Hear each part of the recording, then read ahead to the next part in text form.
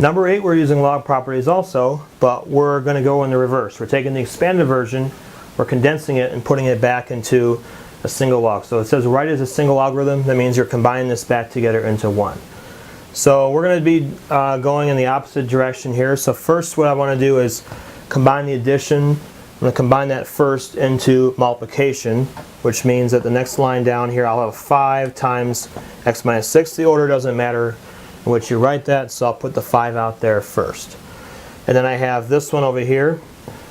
And then next step down, what we'll do is we'll take care of the subtraction.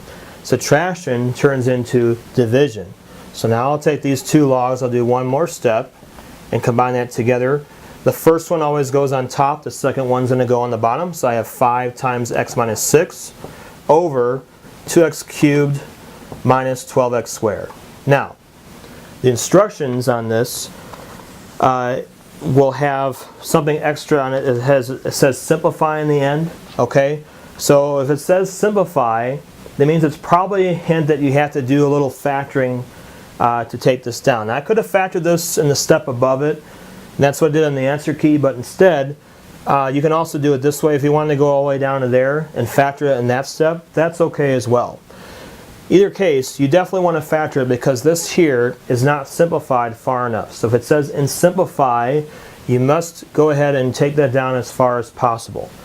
Now, one thing I'm not allowed to do, I'm not allowed to cancel out x's. I can't cancel them out like that, and I can't cross cancel like this. I'm not allowed to do that. I have to factor it, and then once it's in the factored form, then I can cancel it. Okay, so let's go ahead and do that. 5 times x minus 6 on the bottom. I can take out a 2x squared, so at most I can pull out the lowest power of x there, so x squared. And then what's left over is I got a single x there, and then this will be minus 6.